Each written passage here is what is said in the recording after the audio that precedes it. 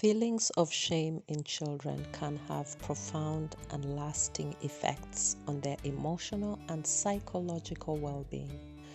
When children experience shame, they may develop low self-esteem, perceiving themselves as inherently flawed or unworthy of love.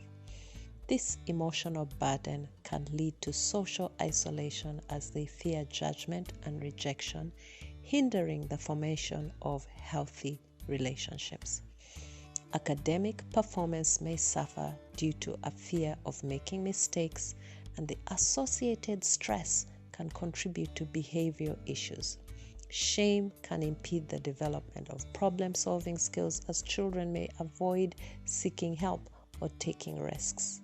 Prolonged exposure to shame can even manifest in physical health issues.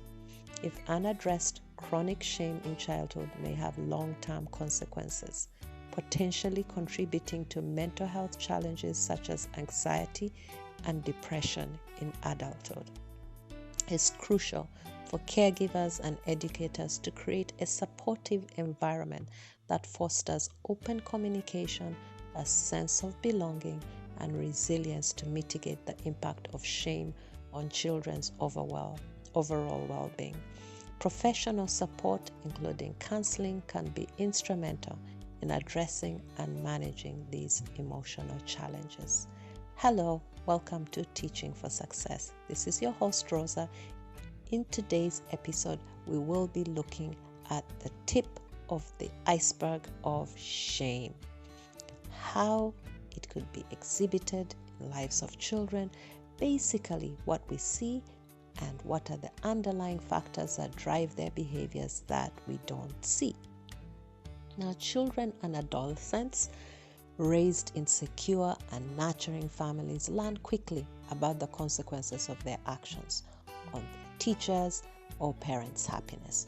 When their behavior displeases them, they feel unhappy or sad, which is natural because they feel that their teacher or their parent is disappointed with them, and they may feel temporarily ashamed. Temporarily ashamed.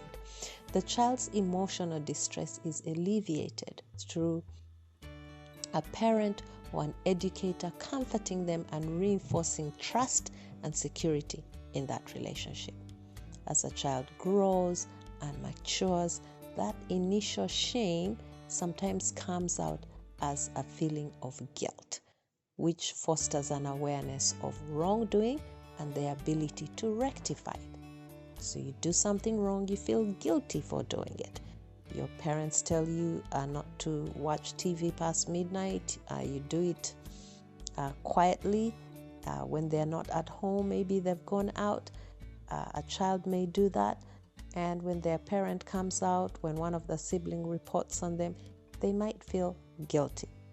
Now, this process encourages an understanding of the impact that wrong has on others, okay?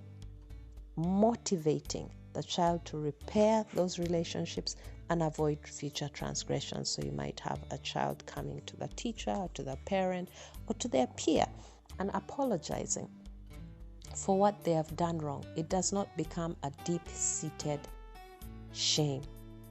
On the other hand, children who are ridiculed, shamed in front of the classroom, educators, there are so many of us that are so good at doing this. Shaming kids in front of other kids, calling them names and reprimanding them in an unhealthy manner. Parents are also very guilty of this, and this results in deep-seated shame, often an encounter, that has a negative impact on them as adults. Negative behaviors trigger unpredictable and angry responses, sometimes from parents and educators. When our children or our students are not doing what they're supposed to be doing, we all have our own problems and issues going on in our lives. Sometimes we react, and this sometimes leads to confusion and an inability to discern from a child's perspective, how do I please this teacher? How do I please my parent? Children who have experienced repeated shaming over and over again with no reassurance, it doesn't matter how much they try to rectify things, there's always something else they do wrong, and then they're shamed again and again. And if the parent doesn't make an effort to comfort them, they find it challenging to repair relationships. You find that they have problems with their peers. They're not able to socialize well. They're lacking social skills. They feel isolated, and they have these persistent emotions of shame and rejection.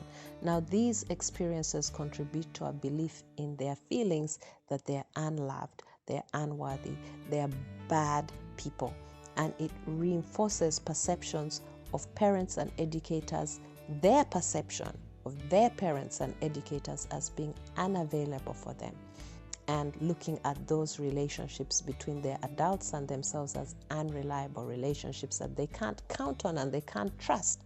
So negative assumptions about their motives further compound these beliefs.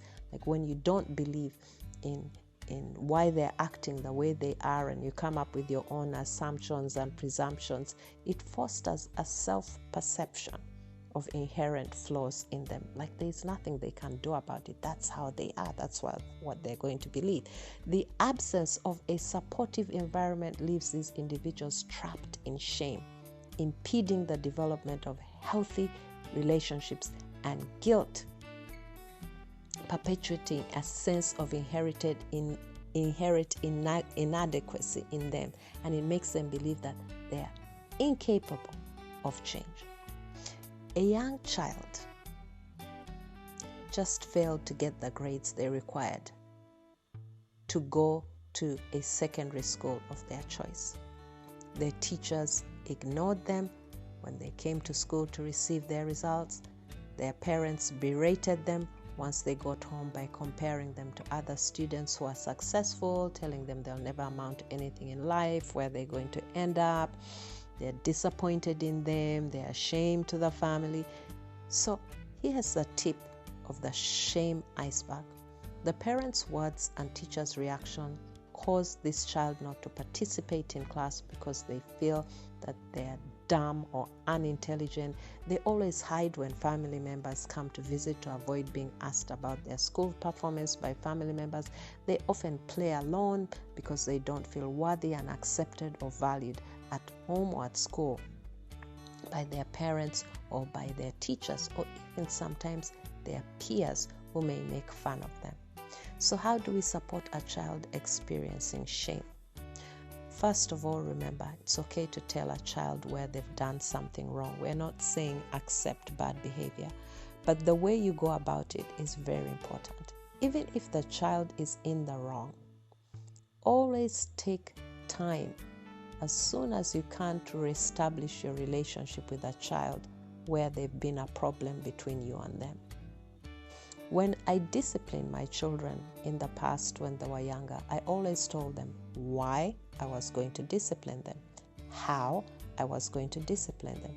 And after I administered the discipline, which was not necessarily a physical discipline, I would reconnect with them and reassure them pretty soon after that I still loved them, and in life there are consequences for bad behavior, and the discipline was a deterrent.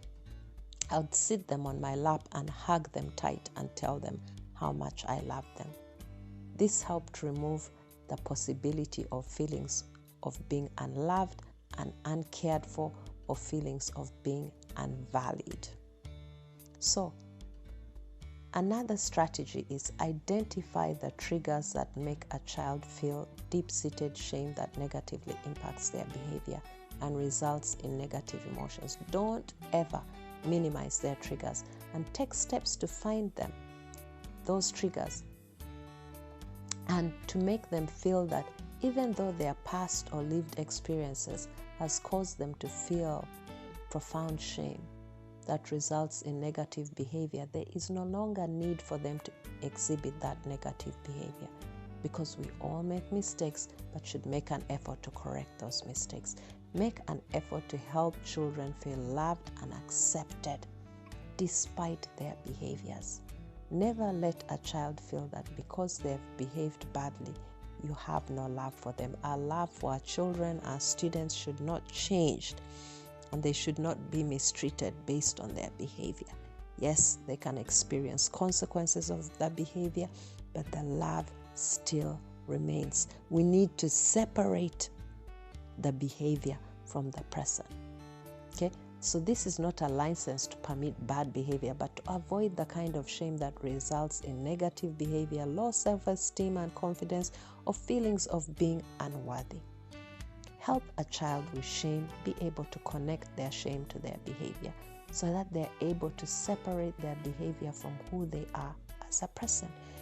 You are behaving like this because this is the underlying situation that is going on inside of you. Okay? Or I know that there is something else going on. I might not be able to figure it right now, but I know that your behavior is due to something. This is not who you are. This is not who you are as a person. Other strategies include acknowledging what your child or student is capable of doing or not doing. All right? Sometimes we want to compare our children, especially in terms of performance, with other children. And we have to realize as parents, that children are children. Not every child is going to be successful at academics and successful at everything. We need to find what they are good at. It might not be academics, it might be art, it might be music, might be that they are good at using their hands and constructing things and building things. It might be that they have great computer skills, but when it comes to math and language, they're tanking it. Okay? So this happens. That doesn't mean that we won't help our children do better, but there are certain times we have to, like, this is how my child is, but that doesn't their abilities are not the standard I use to put value on them. They are not valued based on their academic achievements, right? So sometimes we can see parents talking about all the good things about their kids, about how they're achieving and all of that. And then you might look at your child and think, oh my gosh, they're not doing as well, whatever. But we should really stop comparing our children, because every child is on their own journey. And it doesn't necessarily mean, I have seen so many children whereby maybe they weren't the sharpest pencil in the box when it came to academics when we're in primary and secondary school, but now they're high achievers. They're really doing well in life.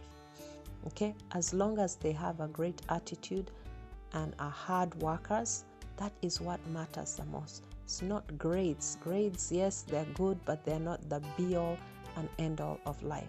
We should not shame our children because of the grades they're getting in school.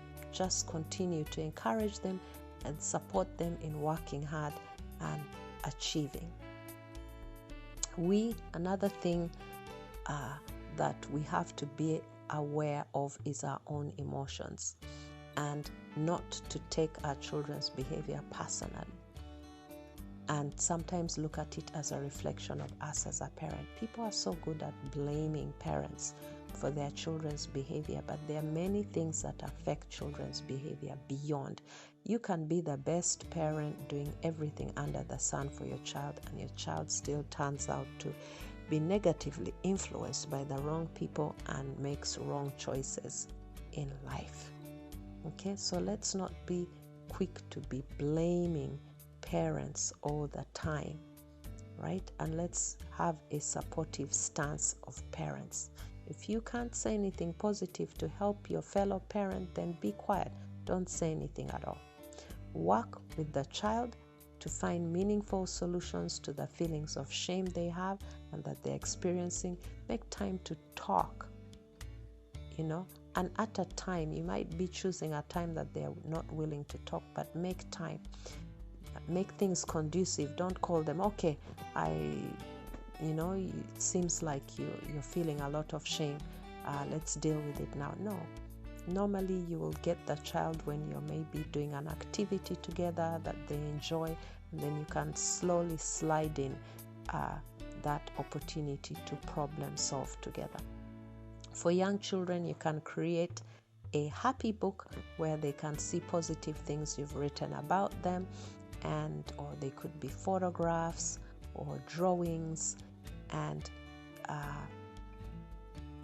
make an effort to catch the child doing good and praise them, as well as using your words to tell them what they mean to you. We might not have grown up with parents telling us explicitly that they love us, but that doesn't mean we should not, in our age today, tell our children that we love them. In today's world, there's a great need for children to know that they are valued and they are loved. And just because you weren't told that by your parents, practice saying it. It might not be an easy thing to come out of your mouth.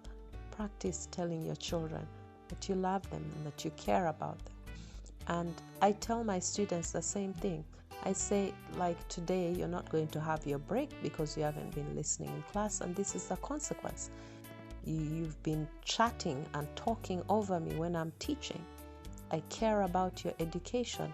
I want you to succeed. That's the reason why I'm doing this. That's the reason why you're being disciplined. Not because I hate you, not because I'm angry at you, not because I'm retaliating, but I'm doing it because I care. That's what I tell them. So I hope you enjoyed this episode about feelings of shame. Make sure you tune in for more tips of the iceberg to learn how to recognize underlying factors and find solutions to the behaviors exhibited by children.